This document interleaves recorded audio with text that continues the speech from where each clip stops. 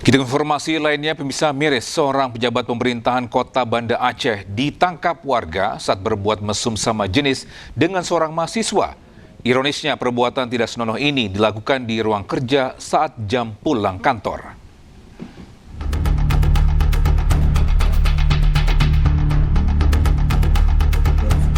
Seorang pejabat eselon 2 yang menduduki posisi penting di pemerintah Kota Banda Aceh terpaksa diamankan di ruang tahanan Satuan Polisi Pamong Praja Kota Banda Aceh. Miris, pejabat ini ditangkap saat berbuat mesum sesama jenis dengan seorang mahasiswa 22 tahun.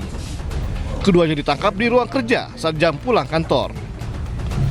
Dari hasil pemeriksaan, keduanya dinyatakan melanggar kanun jinayah atau peraturan daerah yang mengatur hukum pidana Islam di Aceh dan ditahan selama 20 hari untuk pemeriksaan lebih lanjut. Laporan tersebut, kami berkoordinasi dengan perwira jaga yang bertugas pada hari itu, maka dikirim satu regu ke kantor Inspektorat Kota Banda Aceh dan tiba di lokasi sekitar pukul 18.50 waktu Indonesia Barat. Dalam ruangan kerja pimpinan ditemukan saudara FD umur 58 tahun, pekerjaan PNS pemerintah Kota Banda Aceh bersama AM 22 tahun, mahasiswa salah satu universitas swasta di Banda Aceh. Oknum pejabat yang ditangkap ini kini sudah dinonaktifkan dari posisinya di pemerintah Kota Banda Aceh. Jika hasil penyidikan membuktikan telah terjadi pelanggaran, pasangan sesama jenis ini akan disaksi hukuman cambuk di muka umum. Dari Banda Aceh, Taufan Mustafa, iNews melaporkan.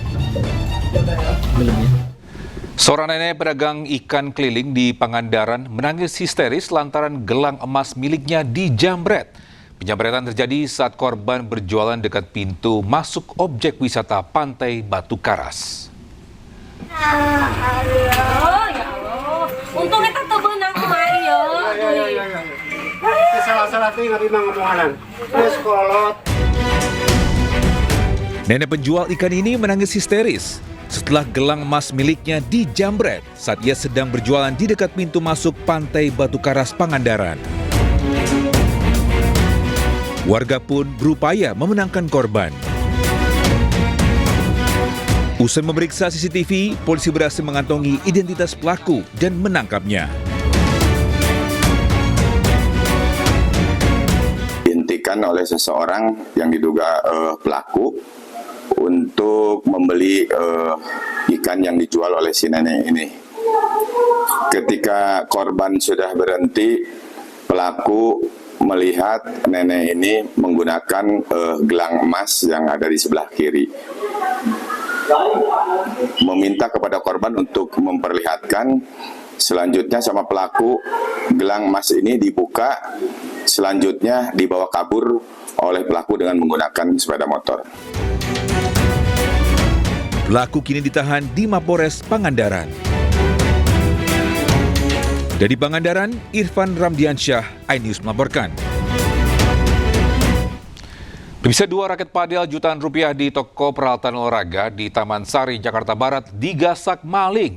Aksi kedua pelaku terekam CCTV.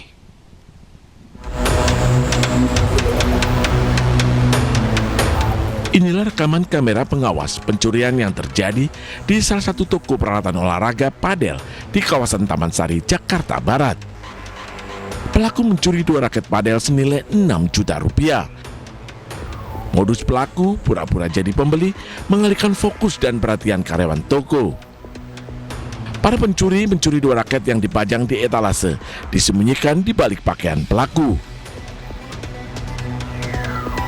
Betul, kami dari kepolisian tetap melakukan penyelidikan terkait pertama siapa pelakunya dan juga modus yang dilakukan. Kalau misalnya kita melihat memang yang bersangkutan mengambil barang-barang tersebut dengan bermodus sebagai pembeli.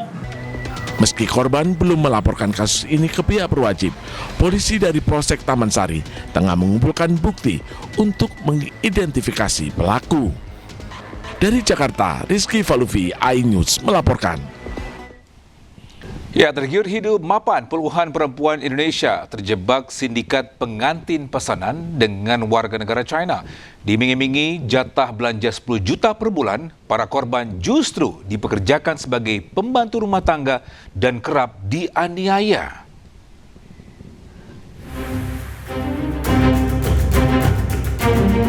Himpitan ekonomi dan desakan kebutuhan sehari-hari membuat perempuan lebih rentan jadi korban perdagangan orang. Kemarin, Direktorat Tindak Pidana Pemberantasan Perdagangan Orang Polri mengungkap ada banyak perempuan Indonesia yang terjebak dalam sindikat pengantin pesanan oleh laki-laki warga negara Cina.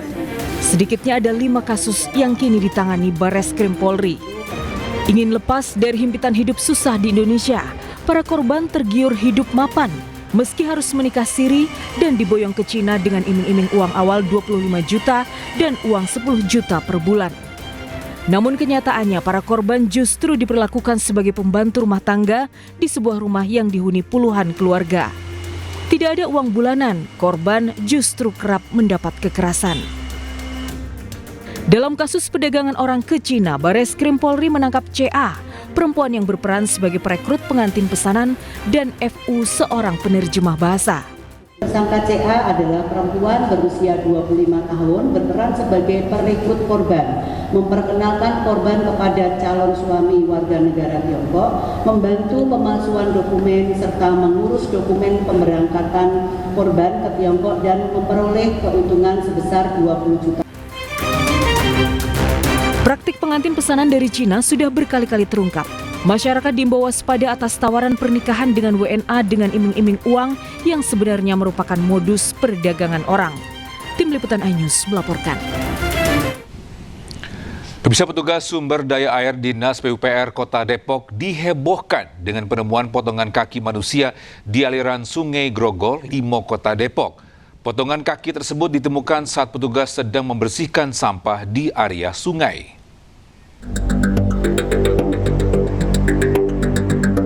Usai mendapat laporan, tim Resmob dan Identifikasi Polda Metro Jaya langsung datang ke lokasi untuk melakukan olah TKP dan evakuasi terhadap potongan kaki tersebut. Potongan kaki dibawa ke Rumah Sakit Polri Kramat Jati untuk diperiksa intensif dan memastikan apakah temuan ini berkaitan dengan kasus mutilasi sebelumnya dengan tersangka Saiful atau bukan. Pihak kepolisian pun telah memeriksa 2 saksi yang pertama kali menemukan potongan kaki tersebut. Ditemukanlah ada potongan tubuh diduga bagian kaki. Memang hanya sepotong saja, kemudian dari petugas tersebut melaporkan kepada pihak kepolisian. Kemudian kami menindaklanjuti, kami datang beserta dengan unit identifikasi dari Polda Metro Jaya.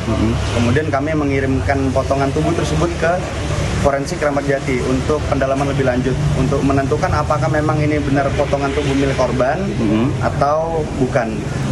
Sebelumnya publik digembarkan oleh kasus mutilasi yang dilakukan tersangka Saiful terhadap korban Kunevi dengan motif utama pelaku ingin menguasai harta benda korban. Hingga saat ini tim forensik Rumah Sakit Polri masih melakukan uji laboratorium dan identifikasi untuk memastikan identitas pemilik potongan kaki tersebut.